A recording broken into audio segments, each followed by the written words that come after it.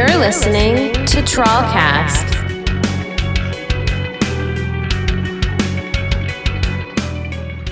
Welcome back to episode 14 of TrawlCast.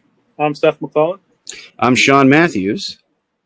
And today we have a special guest on the show, and I'm going to let Sean talk a little bit more about our guest today. Sean, take it away. All right. So this week, ladies and gentlemen, we have a guy that if you have been in and around the local Maine music scene for, I want to say at least the last 5 years that I can recall. You know this guy.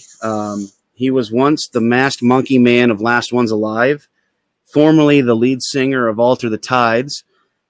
He's currently the lead singer of Alions and the big boss man when it comes to Stage 5 Productions. He is one of the most energetic and lovable people you will ever meet. This guy is literally, I've said it before, he's like cocaine and Red Bull mixed together, given to a 5-year-old. He's absolutely an animal. This week, ladies and gentlemen, we have Johnny Waggs on the show. What's up, Johnny? Hey, what's going on, Sean and Seth, man? How are you guys doing? Great, man. Good, Great. man. Good.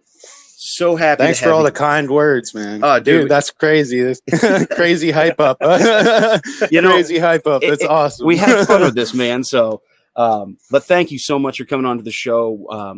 You're doing amazing work with Stage 5 and Alions. Absolutely just fucking phenomenal band, man. Absolutely great band.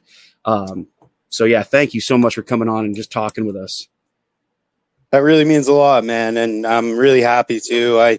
I've been wanting to ever since I heard the first episode. It's really cool you guys are doing this. Thank you, man. Awesome. Yeah, we're having fun with it. I think that's the big thing. We just have fun with it, period. We don't take it too seriously. We just have fun. We like to talk. We like to get people on that, maybe we just want to talk to. I think this is our way of coping with being lonely. Dude, it's a lonely time right now in the music world. Very lonely, desolate. No doubt. It's we definitely it'll be crazy to see what bands can overcome this, because it's really quite the hurdle. It definitely is. Well, and speaking of bands, let's get right into Alions, man. How is the Alions camp doing? I know you guys kind of jumped out there with that CD release party, a few months ago, and it went off amazingly. I was lucky enough to get there, and I just want to know, what's going on in the Alions camp? We've been doing a lot. We've been, honestly, we didn't really stop jamming. We stopped jamming for about a couple weeks, and then, you got to keep jamming. So we have a pretty big jam spot. We kind of all, stay in our little corner and jam. We jam. We've been writing. We've written about 8 songs. We're gonna try to go. That's great. That's awesome, yes.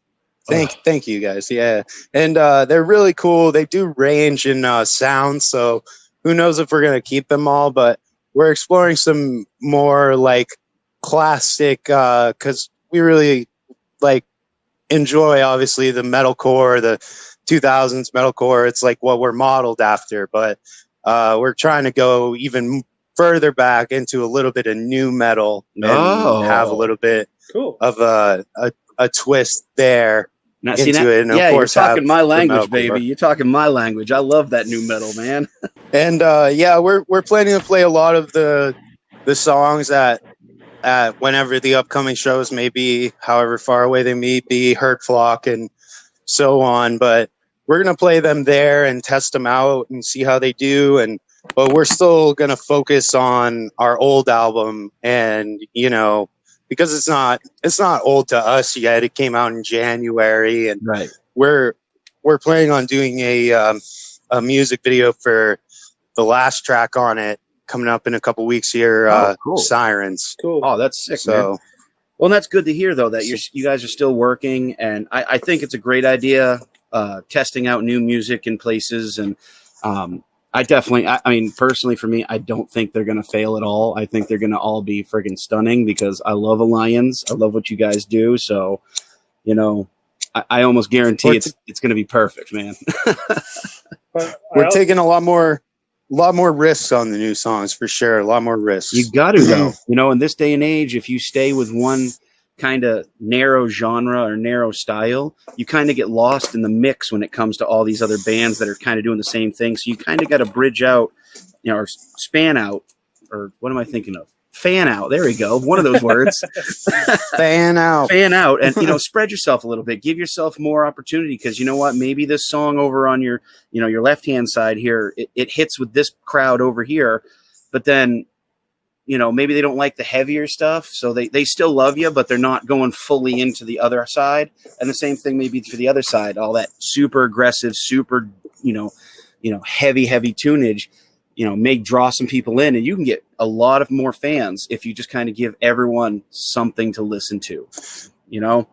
When we started, I definitely wanted it to be half and half. You know what I mean? I wanted it to be really half melodic singing, because I feel like like you guys do it, Devil's Night Out, but a lot of the heavier bands don't have any sort of clean vocal section. I really want to have that, and it's a little bit out of my comfort zone, but I enjoy doing it, and I try to get better at it every day. Yeah, that's the thing, though. Being out of your comfort zone pushes you, which is never a bad thing. You always got to push your own boundaries to make the music you want to make, and if you start to like it, other people will start to like it. So 100%, man. So going back 100%. to the album, tell us more about the album. I mean, we did do a little bit of a review on some of it, That was super fucking cool, man. A lot of kind words, and I really thank you both for that. That's amazing. We meant every one of them, man. No joke. I love that Alions album. I got to get a new one because I don't know where mine went. It was in my car, and I've been cleaning up my car, and I don't know where the disc is. I have the case. I just don't have the disc anymore, and I don't know if one of my kids stole it or if it's in my car still somewhere. But I need to get a new one because I'm a little upset that I don't have the disc again. Yeah, man. Next time I see you, bro, I'll hook you up, bro. No doubt, man. Yeah. So the record, man. Really the most honest lyrics I've ever written. A lot, and all to the tides. I was so angry at the time that all the lyrics were just completely foreshadowed with anger, and it's not really the message I want to portray at the end of the day. At the time, I was just basically, I felt like I was a symbol of anger in that band, right? And at a certain point, hopefully, people that are that angry kind of come out of it like I do, which I can still produce, those feelings in my music, but the underlying message isn't just destruction and negativity. It's more, we can fucking get through this, and, we scream because shit's hard, and fucking, we all go through struggle, but together we can all make it through. And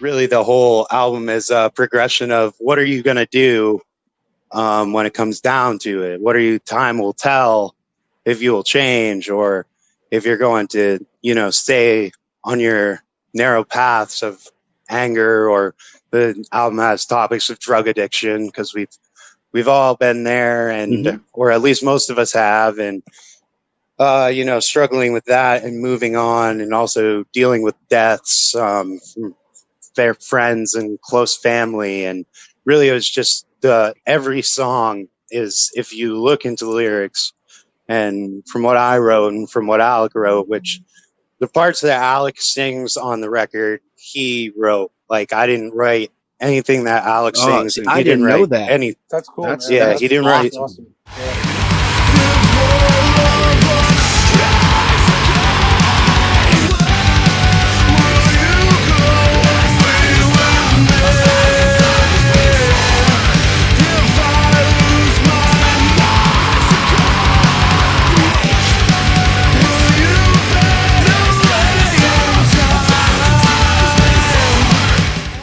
yeah, he didn't write anything that I sing, and like that's always been the thing too. It's like, all right, dude, you do, you know, and we always have to work it out when we're writing a song. Like sometimes we'll be singing two completely different songs, but at a certain point, you know, yeah, It comes together, it comes though. together. Yeah, And that's awesome. You have though. to Like, work at it. I love that thought process. I know Alter the Tides. Like I was definitely a big fan. I was lucky enough with Devil's Night Out to play one of your final shows as Alter the Tides.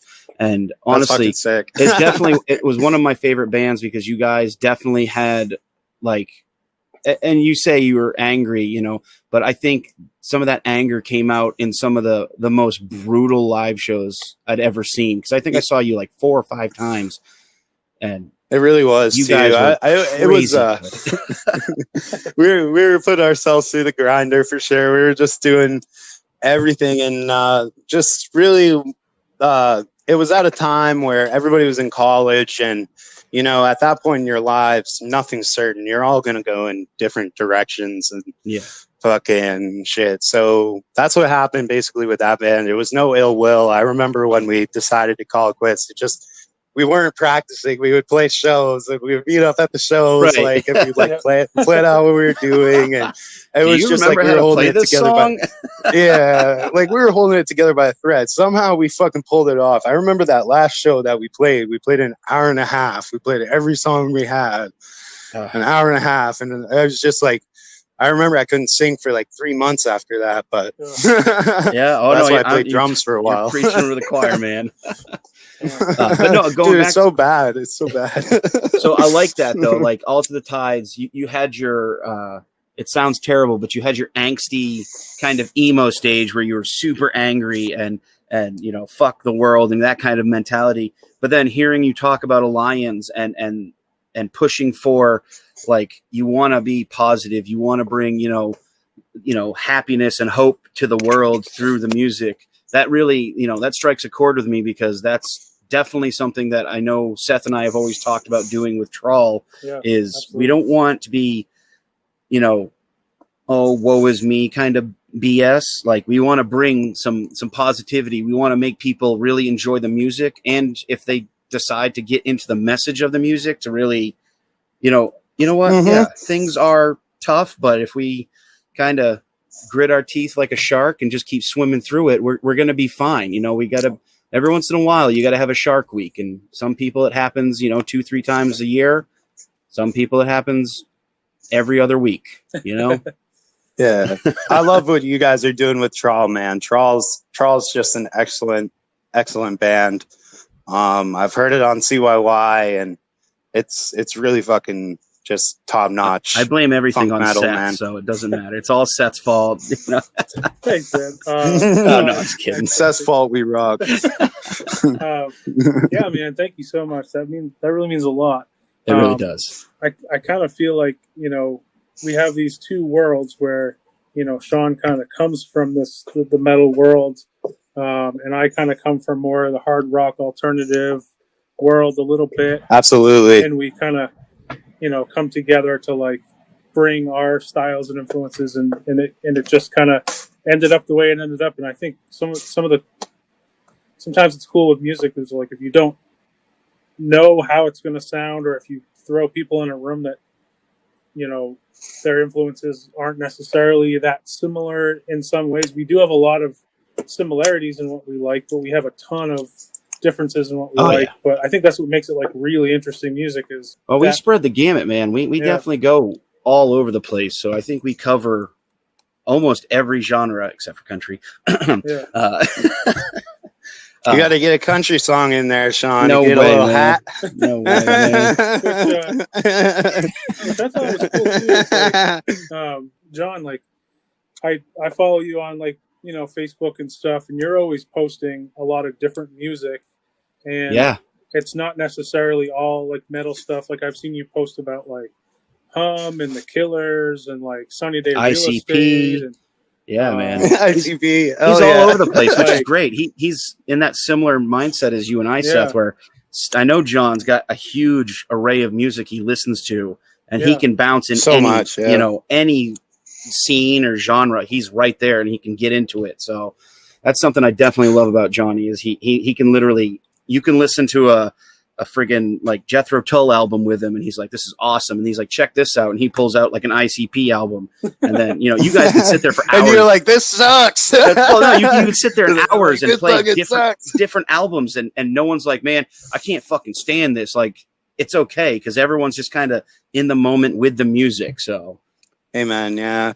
I grew up on country. My parents like country. I was from kind of a stick town. And then I found pop music, and then I found like kind of like Blink-182, like pop punk. Yeah. And then I found like really what got me into like metal and shit was like shock rock bands like Slipknot and Gwar and ICP. And I just found any band that like would go to the extra theatric of like wearing a mask or you know, having that story behind it to really just the extra shock. And I was immediately hooked by that. And that was one of the things that made me think I could do it myself too, was like because my parents didn't play music, you know. I had a little bit of guitar lessons when I was a kid, but nothing really like too crazy, you know, and like the school books of music or anything. And,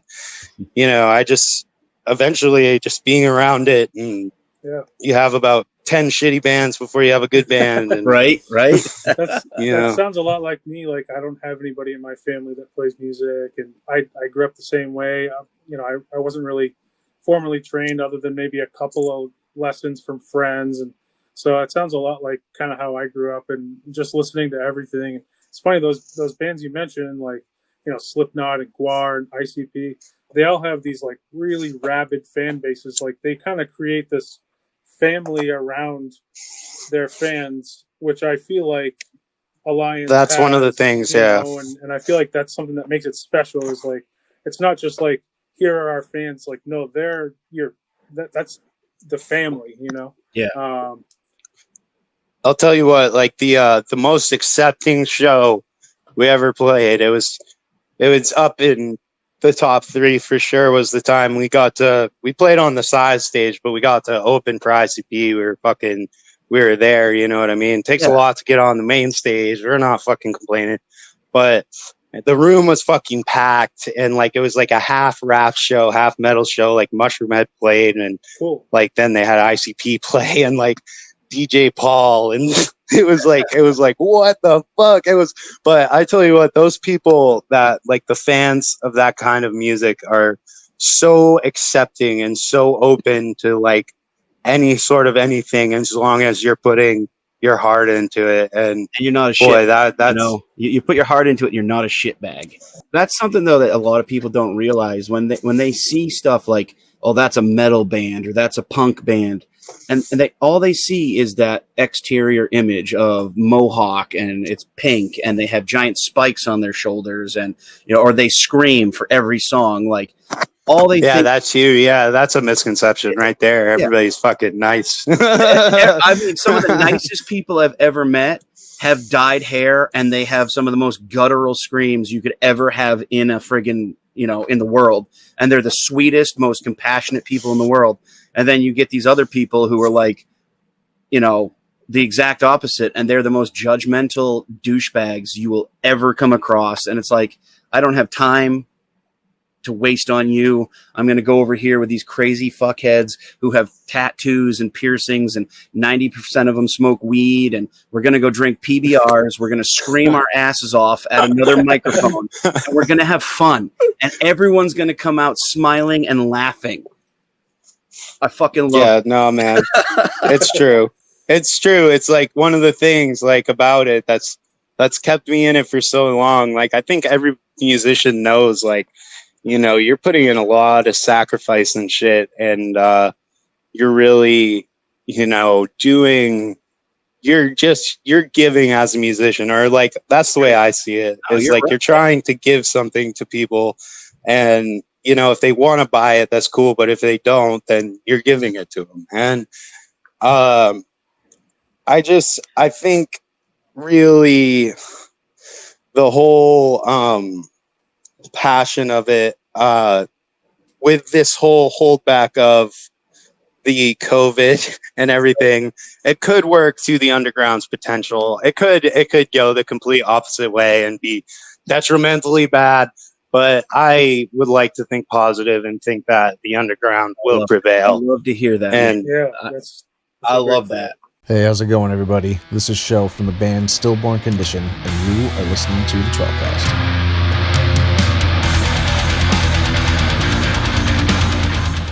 All right, so John, we hit Alions. We talked quite a bit about that, and I love everything I hear about it, and I cannot wait to hear the new songs. Like, I'm a little pissed off right now that COVID's happening even more now because I want to hear new Alions, man.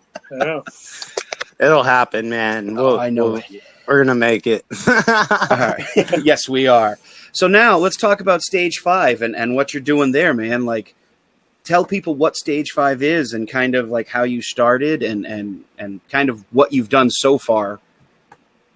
Yeah, man. So I just kind of like, after a while, since, let's see, 2009 was the first show. Well, really 2008 was the first show I ever ran, but it was in the basement of a church.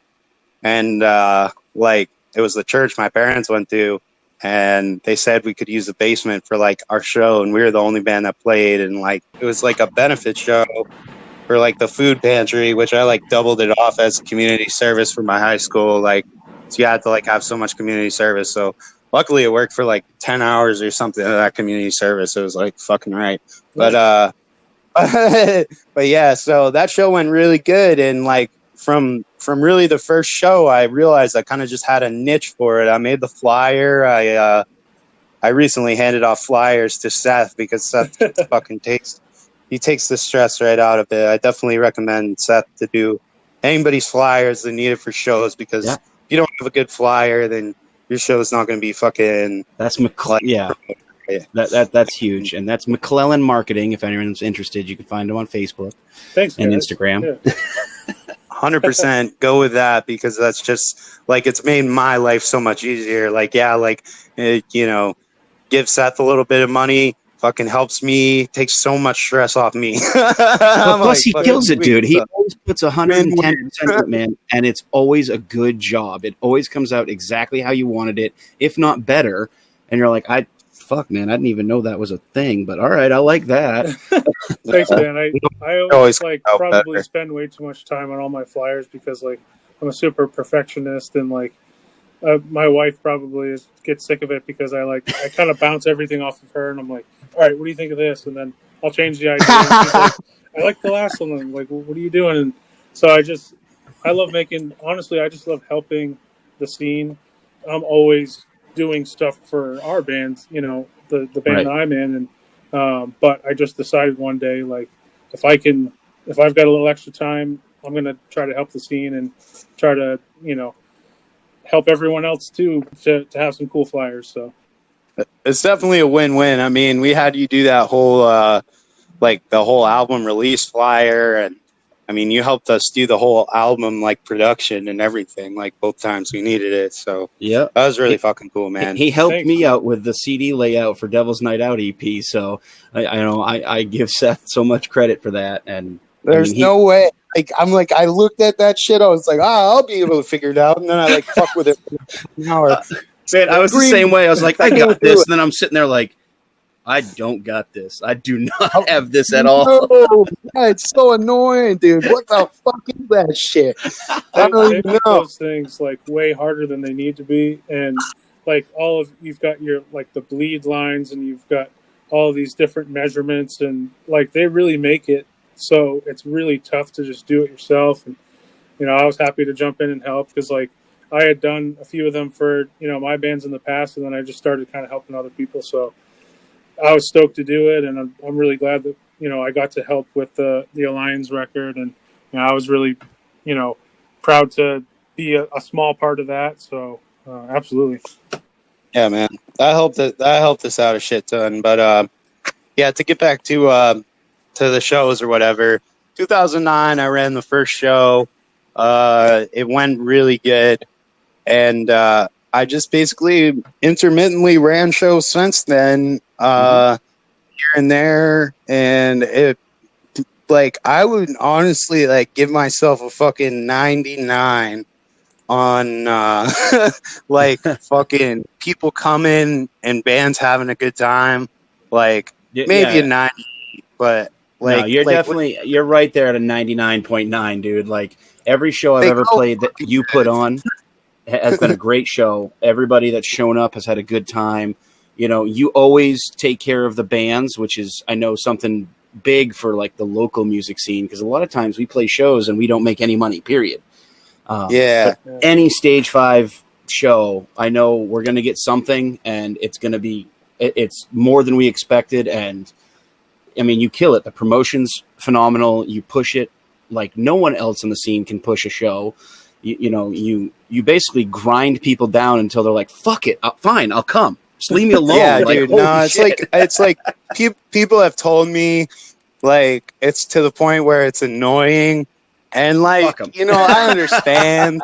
I understand. You know, you don't want to get notifications for the same show every day, but like, I mean, the fucking numbers speak for themselves. I mean, they fucking 99% of the time, it's amazing turnout, and like, even if it was like like what I would call kind of like a bad turnout, it's usually still a good turnout. I'm just hard on myself about what I want from it. But anyway, so I just like, I remember at a certain point, somebody was like, you should just call it Johnny Waggs Promotions. And I was like, no, that's fucking stupid. Like, I'm not going to call it that. And so I came up with the name Stage 5. It's kind of vulgar, but Stage 4 cancer obviously is really bad. Right. So Stage 5 is death. And yeah, I just figured it'd be an edgy, extreme name for shows, and it doesn't even look like that brutal at face value. You're just like Stage 5, like 5 years old. But yeah, it has like kind of like a subtle, like very heavy metalish meaning. Right. But at the same, I just needed a label for it, and I always had a good product the whole time I was running shows. And 212 during 2016, the good year. Fucking great. Fucking, I didn't have a name for my booking company, you know, and I didn't want one because the reason I didn't want one was because I wanted to be transparent with what I was doing. I didn't want to hide behind, you know, a booking name. So if there was like ever a problem, somebody could fucking just be straight up like, yeah, like, you know, there's John, like John did this, you know, and I would own up to it. Luckily, there's never any like real problems, like other than like just people talking random shit. But fucking that happens everywhere. And you know, usually if people are talking shit, you're doing something worth talking shit about. So exactly. But anyway, yeah, like, and 212 really gave me the platform. Like, I worked with Al. Like, Al's fucking. Honestly, Al's nuts, but he is like the nicest fucking dude. He'd give you the shirt off his back. And we have completely different political views, like completely different. Like it's like I swear to God, he like, you know, we just completely different. But what I see in our business model is we need each other. Like his room don't get filled unless I fucking promote the shit.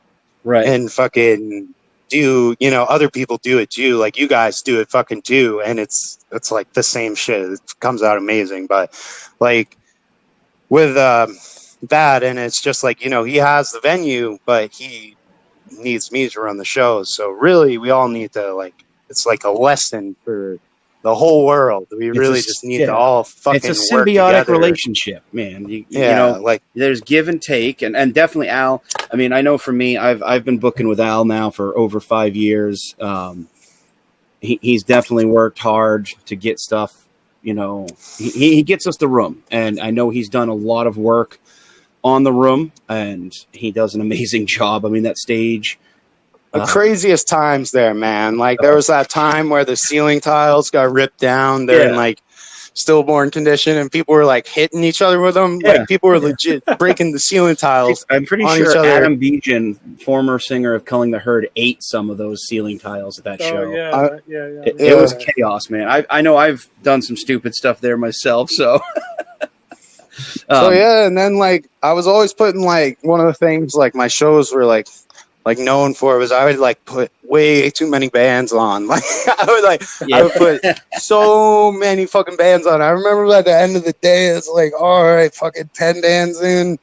We're almost there. Fucking Jesus fucking Christ. But the shows were just, they're so insane, like just wall to wall the whole night. So it made sense to do that many. And then later on, as like I realized, I was like, man, like I've been working with these certain bands for a while, like, you know, you guys and Stillborn Condition and any of the other lists of regulars that have appeared on the bills, like they can draw, you know, you guys can fucking draw. Like really what it is like, if the promoter don't take the show serious, the bands aren't going to take the fucking show serious. So it definitely starts with the promoter being like, all right, this is legit shit.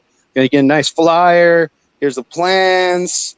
It's going to be good. We're going to pack it. I just need your help promoting. And that's it, you know, and like, really like there's a lot of people try to do it. And I see people running shows and it's just like frustrating because it's like your formula is so fucked. And, you know, like it sucks for the bands that play those, you know what I mean? Absolutely. Like, Absolutely.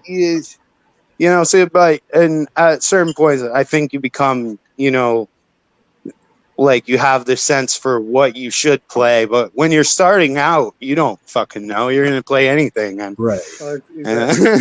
But, you know, putting together a show, that's difficult. Not a lot of people understand, like, everything that goes into putting together a show. Like, first off, you got to get a date and a venue. You know, you have to lock that in.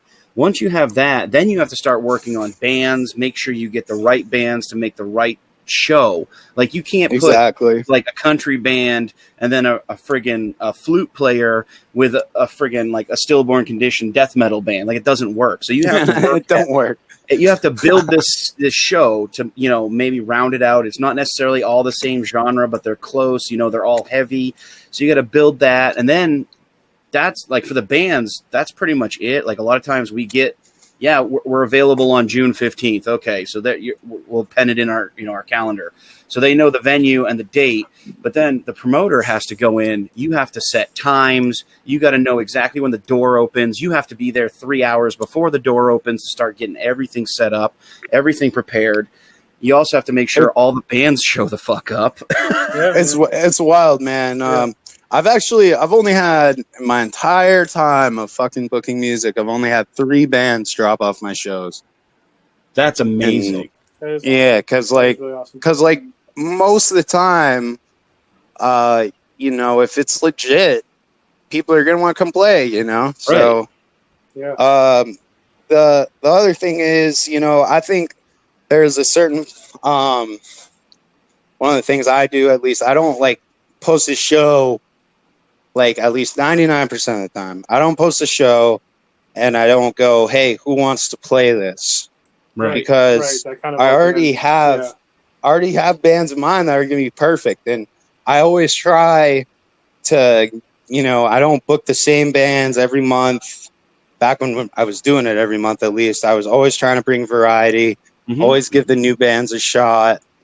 One of the things I noticed that you did a lot, making the flyers and stuff, is bringing bands from out of town that nobody around here has seen yet. To try to give them a shot. Like I remember making a flyer where like you had like Anxious Hands and Burden and Bad Move and like bands that like I had never heard of, and I'm like, who are these guys? But like you're introducing the local scene to bands who haven't played this area, which is really cool. That show was fucking crazy. That was like, that show was crazy. Those hardcore shows, there's something else. Like, really, really something else. Like, there's no greater feeling of danger than walking through that pit, because you're gonna get hit. And man, like I remember I got crunched at that show. Like nobody even meant to do it, but somehow my fucking head got crunched down I remember hearing my neck crack,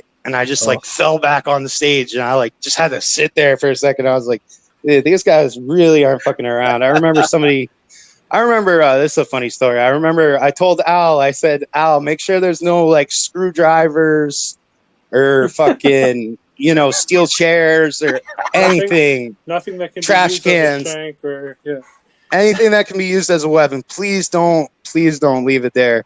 And guess what he left there? He left this fan. He left this like box fan on the floor. 2 seconds into the fucking band, somebody picks it up, hucks it as hard as they can across. And like what it is like you really have to have the attitude for going in there, because like if you're going to get hit and like it's a completely different energy. Like metal shows are a lot friendlier than hardcore shows, but I can appreciate both sides, and like I like to book a good hardcore show here and there, and I like to book a fucking metal show, and I've done things where they intermesh, and I feel like it can work, but a lot of the time it does need to be separate. And it's right, because I think that, like you said, you got to be prepared for that, and like your regular metal fan or hard rock or fan like that does not take the violence in that piece the same way as if you're a straight up hardcore person, because like exactly they're gonna get way more offended, and they're gonna retaliate with like right, and that's what causes the problem, like for real. And you can't blame somebody for like getting defensive like that when they don't understand what's going on. But it's a different culture, I think you have to like respect everybody's way of expressing themselves, and if you're gonna fucking push mosh, or if you're gonna fucking swing or whatever the fuck, like that's karate mosh. It's your own thing, it's what you want to do, whatever you want to do. I've been trying to make a hybrid of the two for years. Right? Hey man, let me know. I'm an old school, like I love hardcore from back in the day, and I know how to do my fair share of windmills and spin kicks. And, dude, fuck yeah. A lot of people know me for doing pick up the change. I'm real good at that. So if you ever want to, work some stuff, man, let me know. I'll find you in a pit. That's going to be awesome. During Dead in Your Eyes this year at Herbslock for sure. All right. Sure. Write that down. What's up, my friends? This is Vinny from Diana Drive, and you are listening to TrawlCast. Everything is gone in your hometown. You're alone now. It's a ghost town.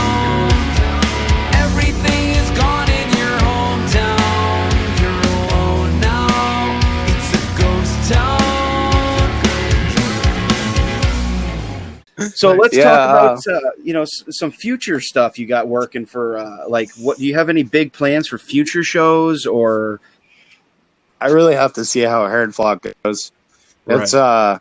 It's a huge risk, and like we are being realistic about it. Like if somebody at any point somebody could just fucking hit us up and be like, you can't fucking do it, there's no way, and we would shut it down. We wouldn't do it if nobody told us, if they told us we couldn't do it, we wouldn't do it.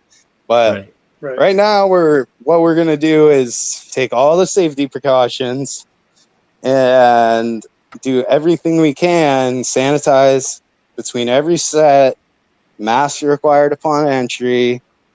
Don't have to wear your mask at your campsite, but probably you're going to have to wear a mask if we're fucking moshing or whatever. And or if you're up front in the main area, because it's a metal show, and we have to keep everybody safe. But yeah, I've worked in a restaurant, and we've managed to keep thousands of people safe this entire time. So I don't understand why I wouldn't be able to keep 300 people safe as I have at every other event that I've run. So what it is now is more like we're going to do everything safe. We're going to do everything we can to be safe, and even once the event is over, there's the chance of backlash, just media backlash about it.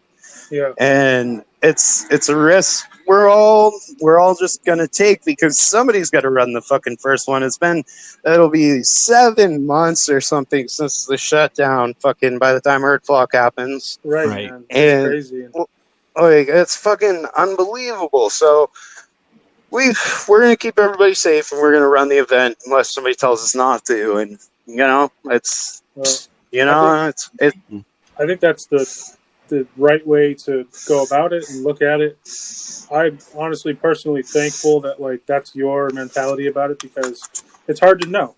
Like when you sign up to do something, you're like, okay, well, I hope that everybody involved in the planning kind of has the same mindset as you about like just trying to keep everybody safe, make everything go, and then go right, and not like just throw caution to the wind. And so that's you can't do it. You can't just throw a show. You can't, especially at this caliber. You have to have every precaution set in.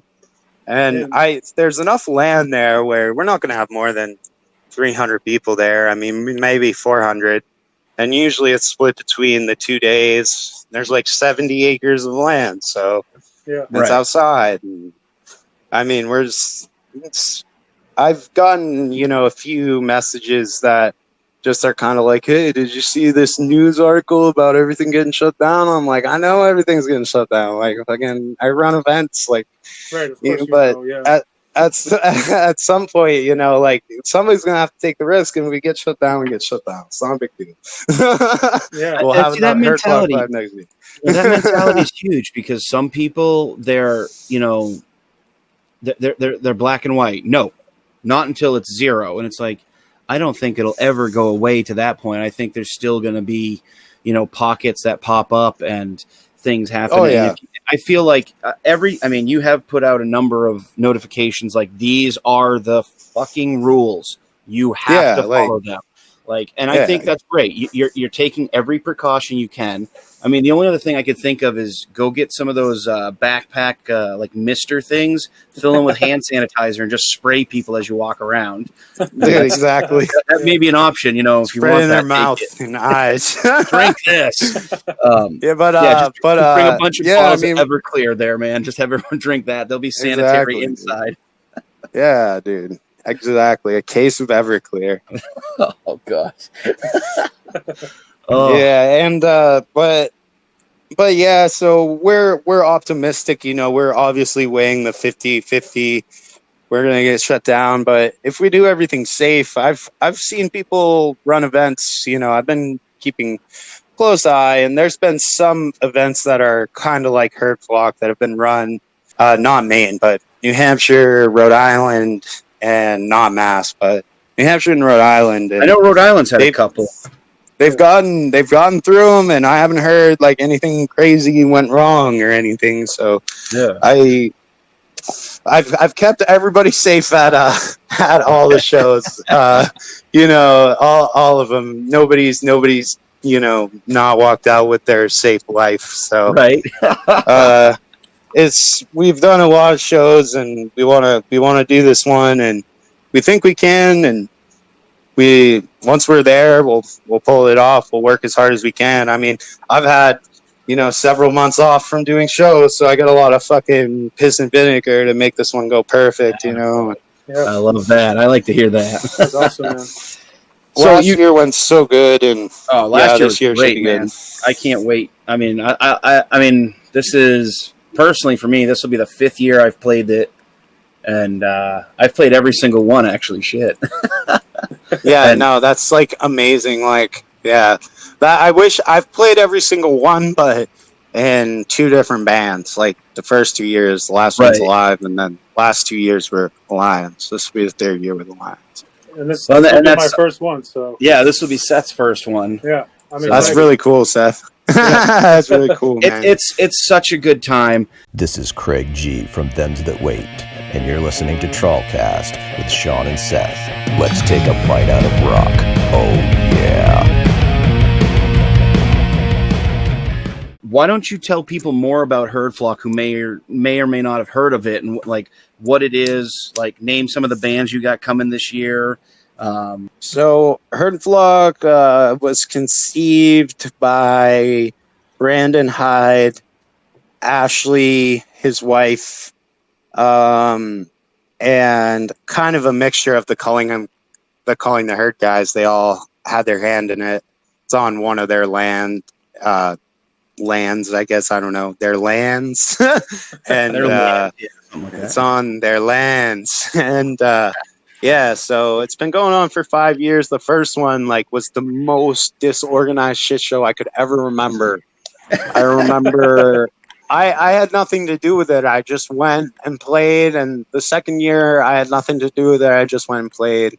But the first year, yeah, it was classic though, because so many people showed up that year. It was legendary, and that's really what made it go on. Was the first one was so great, and I remember we were playing on like a horse trailer for the stage, and it was rocking. The first year, we were in front of that. I can't remember what car. There was a car, and then they put a trailer in front of it, and they just kind of set up a PA system, kind of, and there wasn't too much else. Like that was it. Nothing. There's nothing, dude. Like maybe like Christmas lights, and like it was so dark. It was so dark. It definitely was.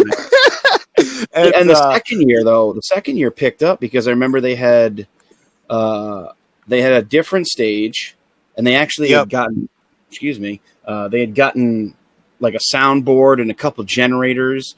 I remember this specifically because I lost power like second song into my set because somebody forgot to check the generators for gas. Was it the second year or the first year? It was the second year that happened. Second year, yeah. That first year. The first year was the year of the lost equipment. There's this fucking guy. I feel so bad. The guys from Chaos Machine, one of their amps. Like we know how to run the generator now. Any bands that are hearing this, like we haven't blown any equipment in since Hurt Block 1. It was a big mistake. I had nothing to do with it. But fucking they had the generator on some, it wasn't on the right regulated power setting. They fried fucking one of Chaos Machine's amps. It was like brand fucking new. And like they won't ever play it again. I don't blame them, but I don't blame them at all. But I tried. I was like, yo, we'll give you borrowed equipment and shit. And like, right. But yeah, they're like, no, man. It's just like, and then I remember because we were playing on that horse trailer, guitar player from Weapons at Hand had that brand new fucking head. It was beautiful. And the horse trailer was rocking from the drums. It was like, and it fucking fell, dude. It fell flat. Like, oh, dude, and it was broken. Like, it wasn't. All right, see, and that's things. Some of these things I can't remember because I've played so many of them. But then, like hearing you talk about it, it's like I fucking remember that. Oh shit, that's right. And it was that same year. The next day, some bass players putting their fucking 8x12 cab in their car, and they closed the trunk, fucking smashed, fucking back. Oh yeah, fucking windshield.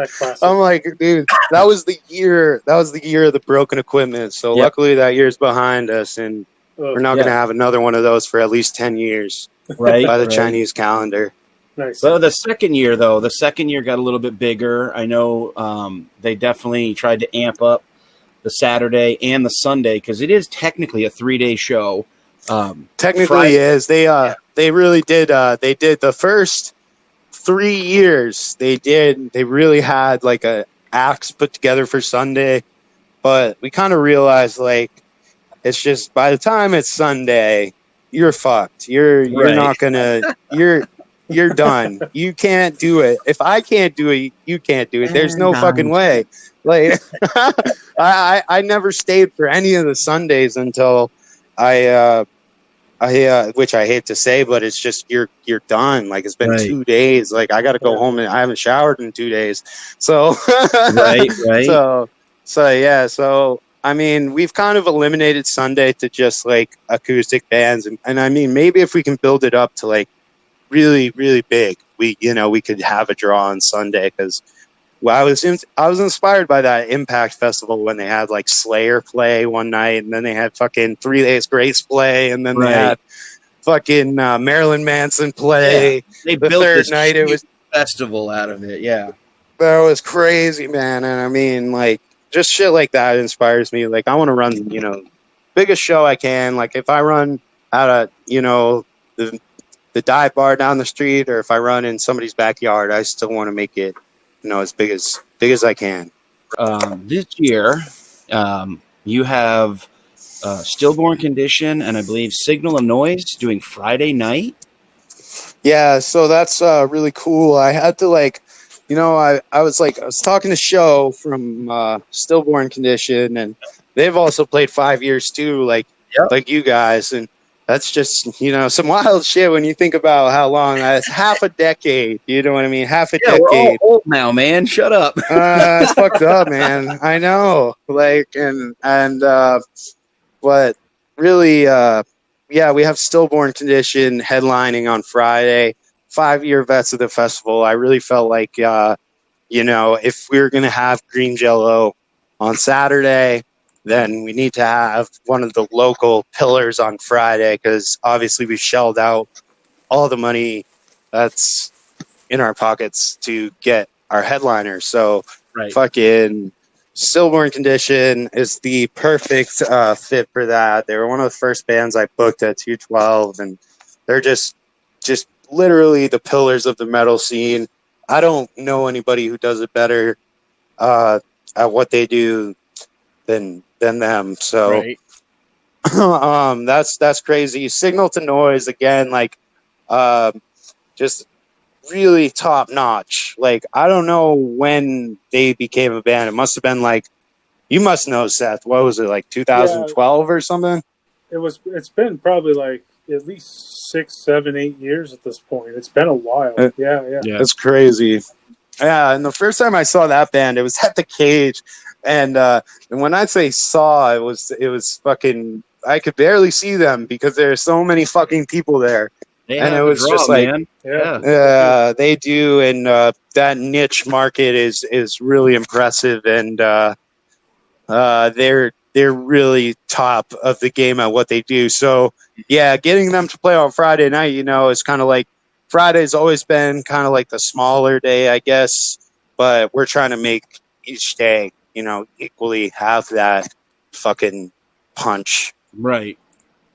And, That's awesome. I think they will with that formula. I think it's going to work. I definitely really good. Yeah, the way you do shows, I guarantee you've got this locked down.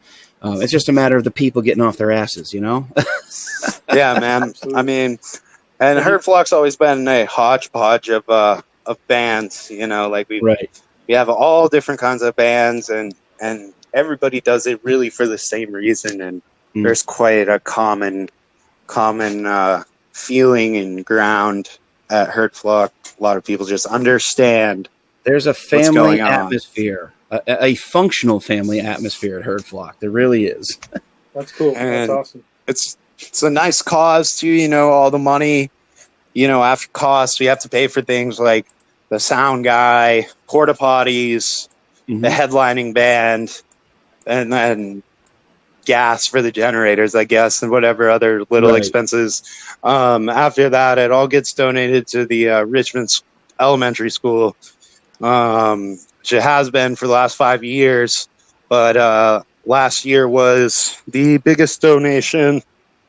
I don't remember what it was, but it was the biggest one. Pretty close to $1,000, something like that. Yeah, I think it was 1,000, it's close to 1,000. Might have been actually more than that. It might have been.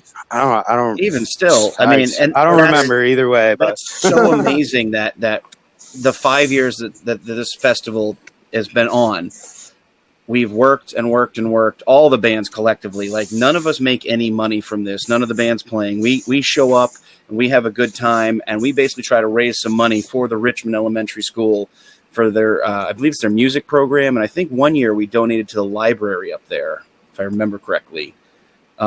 Yeah. Yep. But we don't make money. We might sell some shirts and stuff like that.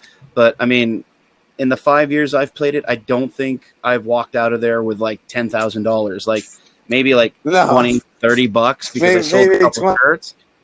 Yeah. But that's the thing. All that money, that one's goes to the Richmond schools, which is phenomenal. I love that. I love the fact that we're, as a metal community, we're helping the rest of that community right there try to better themselves and try to help out with their costs for, musical equipment or supplies, whatever they use it for. That's all we want to do is help out a school. And that makes me feel very good and makes me feel like people, when you come to the show, you may not realize you're doing it, but you're actually being a good person. You may not want to. Yeah, you might not want to be a good person, but you are. You definitely are. You might think you're Billy Badass, but you know what? You're helping kids out, and that's good on you. So, yeah, it's really a good thing, and like it's unfortunate and fortunate that kind of the only show that's going to go on this year, like nobody's getting paid, but it is a charity event, and one of the reasons we're allowed to do it is because it's a charity event. I don't think it's good to do, and like the town is like, yeah, that's cool with us, Right. But Cool. That's awesome. but yeah, so we can't make money off it either way. There's no way. I'm okay with But money going. I'm to all a for school, bands. man. That's super. Right, exactly. How many? Yeah, and like that's what we do with the bands too. Like the band's got to be cool with the cause, Like if you're not cool with the cause, then you don't really get the festival, and you're gonna have to probably not play. So tell us a little bit about. We've talked about Friday. What's happening on Saturday? You mentioned it once. People to hear the big headline. Yeah. Of this. Yeah, Saturday we have Grammy-nominated 90s cult band Green Jello performing. That's amazing. Which Super is cool. pretty amazing. I mean, they're on MTV. They really did it all. And talking to that singer is going to be pretty cool, because I guess what they have is they have thousands of band members all over the world, and the lead singer is the the only consistent member, and Yep.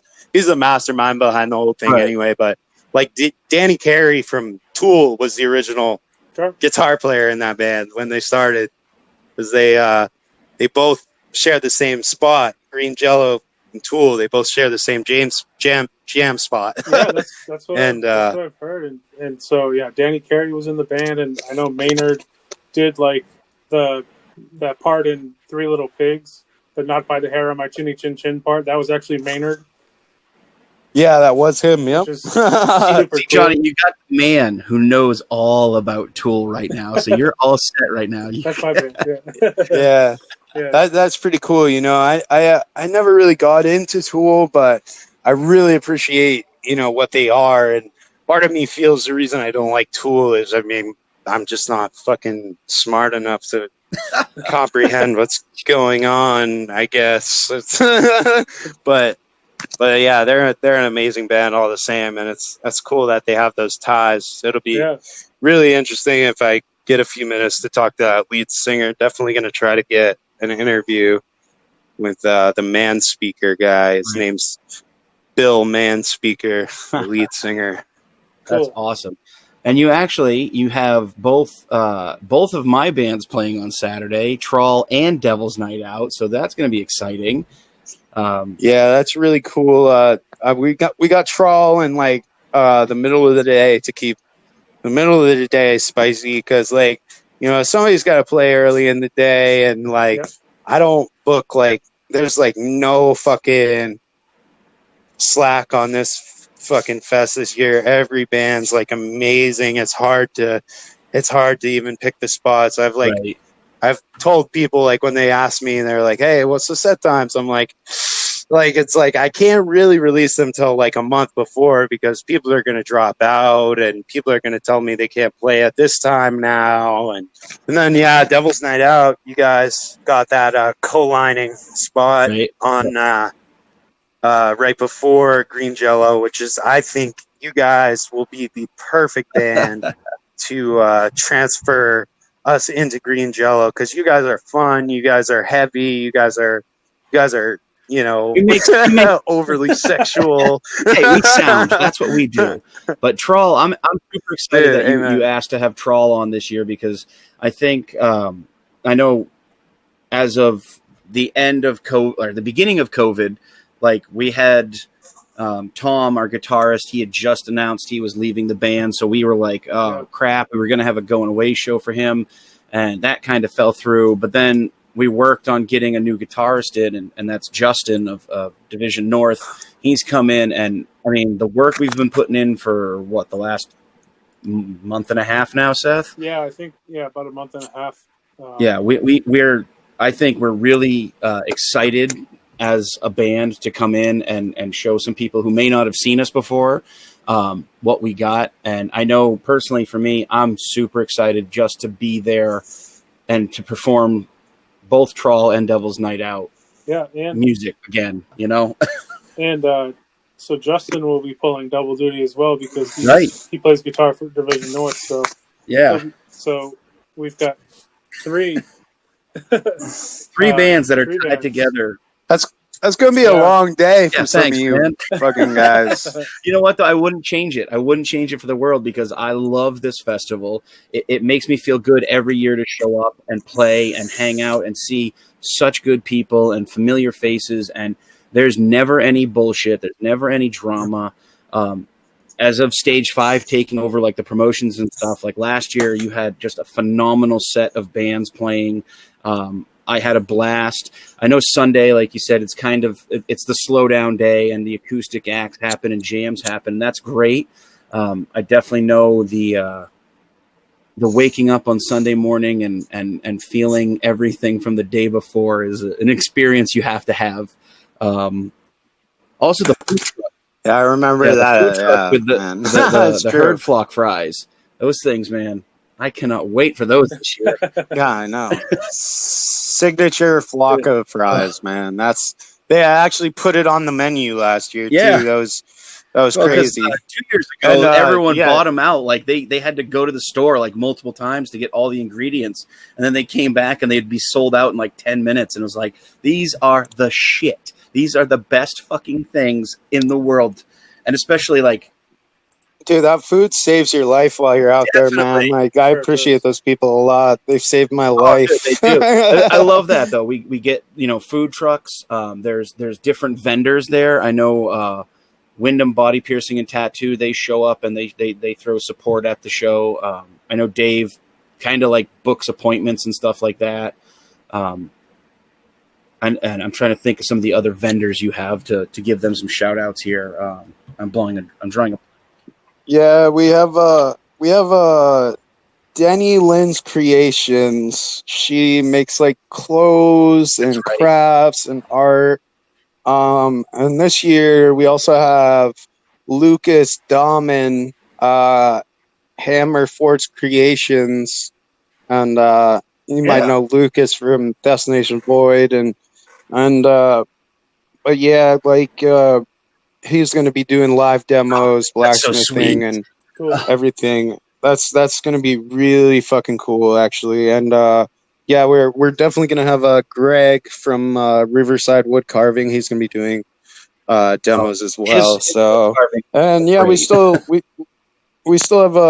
Riverside Wood Carving, amazing stuff. It's unbelievable what he does, and I want to get me one of those fucking mic stands. He makes, like, those unbelievable craftsmanship. But yeah, and that's just a few. I imagine we're going to add more. We still have plenty of room for vendors. So if anybody hears this that wants to vend, just hit up the Stage 5 page. But yeah, with the whole pulling double duty thing, I remember last year, fucking during the wedding, man.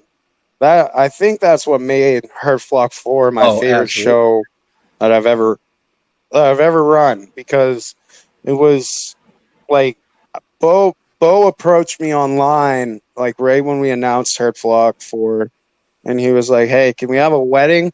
And I had no idea who the guy was. I actually had never met him, and I was like, "Whoa, dude!" Like. I was like, "Really? You want to do it here?" He's like, "Oh yeah, dude. We met at Herd Flock last year." I'm like, "Whoa, oh my god, that's perfect." And I'm like, "Well, can you like fit it in?" I didn't know how weddings work, so I was like, "Can we fit it into like a 30-minute, you get a 30-minute set for your wedding, set time, like a set time? It's got a set." And like they were like, "Yeah, we don't need that much time." And I was like, "That's fucking let's do it." And man, I could have never imagined that would be the greatest wedding I've ever. It was straight up the best wedding I've ever seen or attended in my entire life. Like, period. That's cool, man. It was unbelievable. And so many people came. I kind of thought, like, I was like, are people going to want to even, see a wedding? Like, what's going to happen? Are people going to, like, leave? I figure it might be a little bit dead. But I think everybody, not in people who didn't even know him, was just up front. And So cool. I remember that we had to have it perfect. We were like, right when they finish this part of whatever Devil's Night Out is going to play, this song. And song. They wanted us to play our song called Ascension, which is about, it's an anti-bullying song. And that was actually, they met a long time ago at a show, and we were one of the first bands they saw play, and that song for some reason connected with them. And that when they told me they had gotten you to agree to do the wedding at Herd Flock, I was like, oh, that's awesome. And then they were like, yeah, so we got the date and we got the venue. We just need a house band. And I went, oh, well, that's awesome. Let me know if I can help. And he goes, yeah, you're going to play it, right? I was like, what? And he goes, we want Devil's Night Out to play Ascension because that's our song. And basically when they said, I do, Kiss the Bride, we had to kick in with that song. And I'll be honest, man, I was crying my ass off watching those two get married because they are the nicest people in the world. They're very... Yeah, I mean, there wasn't really a dry eye. It wasn't really a dry eye in the house. It was pretty fucking legendary. And Tyler McDonald... that kid, man. Played the piano for her to come out dude, to. he that fucking... was insane. Yeah. It was so funny when that happened. So I run up to Bo because, like, we don't have a lot of time to fuck with, either way, like, we have like 20 more bands that are going to play today. So I go up to Bo and I'm like, hey man, what kind of music, like, are you going to have play? And cause I had no idea, I'm just kind of like, yeah, you guys have your wedding and do it here and it's all good and it's going to be awesome. And, but yeah, so he was like, I think Tyler's going to play piano. And I'm like, holy shit. So I go and find Tyler. He's like over there smoking weed, and he says, I'm like, hey dude, are you playing like for the wedding? And he's like, yeah. And I was like, oh well, it's like right now. I remember seeing him run, like he runs and go get the fucking keyboard, his little plastic keyboard. He runs across, he runs back up, sets it up, plugs it in, and he played the fucking most beautiful piano piece talented. I've ever heard, and it was just pretty, like, that was legendary. So moments like that really keep it going. And that's something that I think a lot of people, especially for Herd Flock 4, a lot of people will remember and cherish, because I know just Bo and Rhonda in general, like that music scene, the community that is basically part of Herd Flock. Herd Flock's not necessarily a festival in my mind anymore.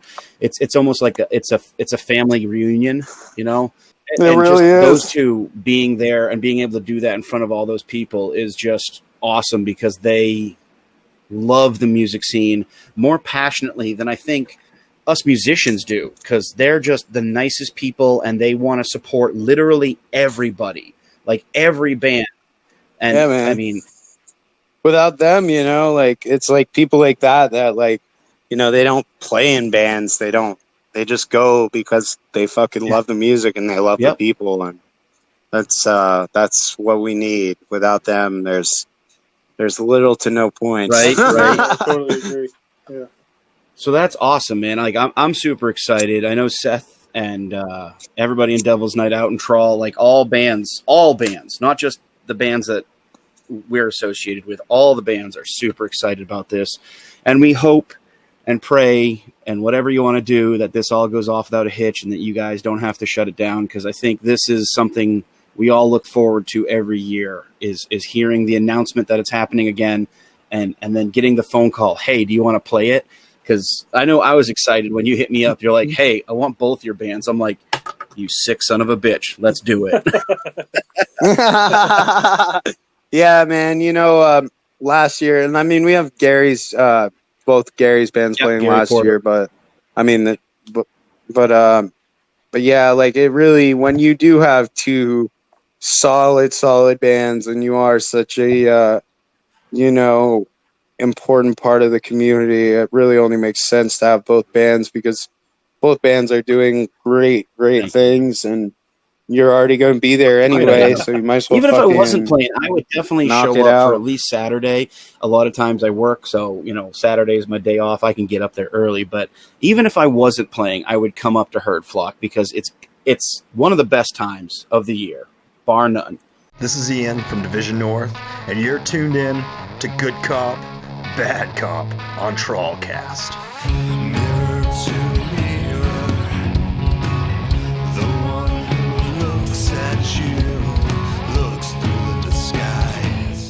I just wanted to say, I feel like the main metal community as a whole is like very welcoming, and even though like I've never, been part of this, like just the shows we've played at like 212, where like we've shared the stage with some other heavier bands, like I've felt that like love and camaraderie that I think sometimes the rock scene could learn a little bit from, and like I really love the scene that we have and what's going on. And I also wanted to say, I know that like I haven't contributed as much to the conversation because like you guys know each other a little better from the band perspective.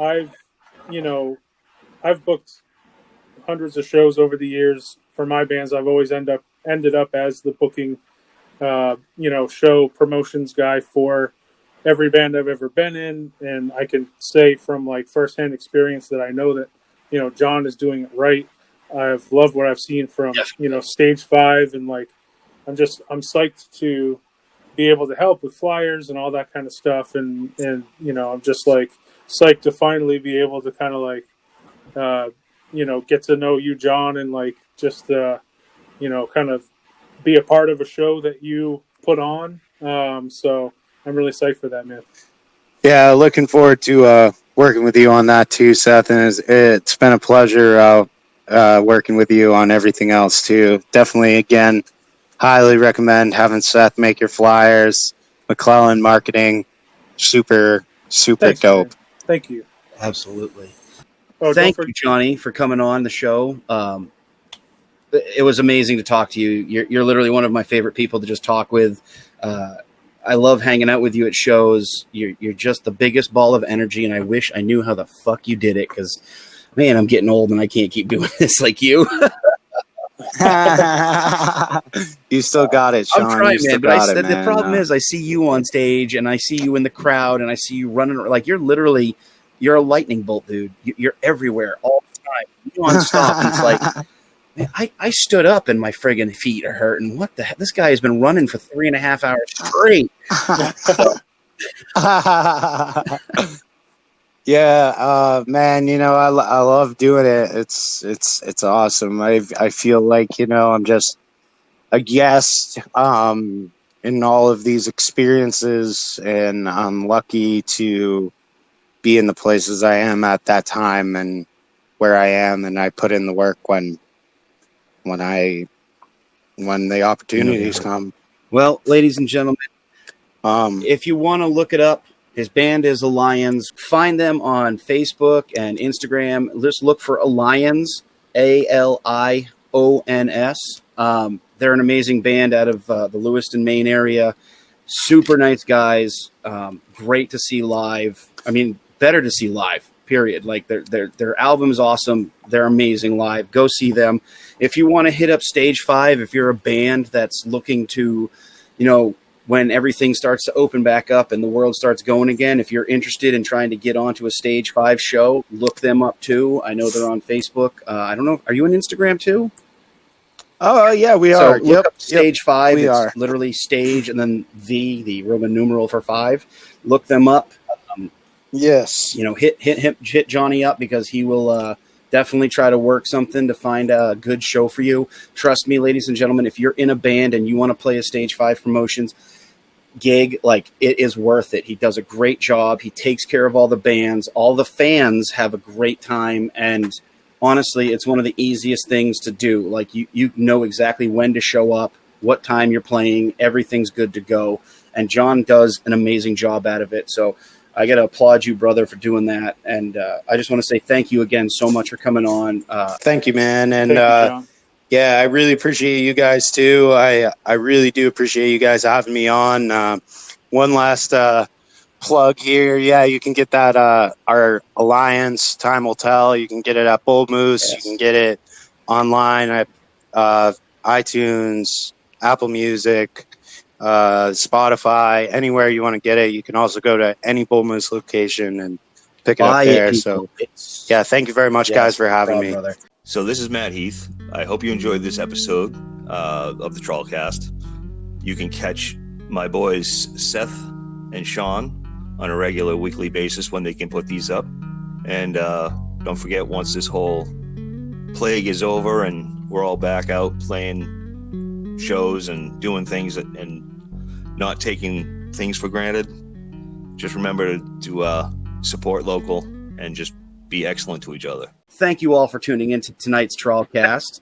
If you like what you hear, we are available on Anchor, Apple Podcast, Breaker, Google Podcasts, Outcast, Pocket Cast, Radio Public, and Spotify, and many, many other places. So hit that subscribe button. As soon as a new episode drops, it's there and ready for you. All you got to do is hit that play button. We're also on YouTube. Search for TrawlCast. You'll find our YouTube channel. Hit that subscribe button. Hit that bell. You'll get notifications when we put up TrawlCast. If you can't get it on, any of the places we've listed, previously, you can find it on YouTube to still listen to the show. If you get a chance, give us a rate and a review. Leave us the 5 stars. Tell people what you like. If you hate us and want to give us a 1 star, fine. We got people that like it. We got people that don't like it. That's okay. If you want to send us a voice message, all you got to do is go to anchor.fm/TrawlCast. There's a little button there. Click it, record a voice message, and we'll try to put it in the episode. We'd love to hear from you guys. If you have a question, comment, show suggestion, or want to send in a listener segue, a different fashion besides recording it, cast a line to us at trawlband@gmail.com. More information about all things Trawl and Trawl related can be found at www.trawlband.com. Again, thank you so much, Johnny Waggs, for coming on the show tonight. We greatly appreciate it. And everyone's got to go give love to Stage 5 and Alions right now. Pause this. We'll be here for the next 20 or 30 seconds. Go like their pages. Go send them some love. Pick up the Alions album. Again, John, thank you so much. My name's Sean Matthews. I'm Seth McClellan. And this has been TrawlCast. We will see you guys next time.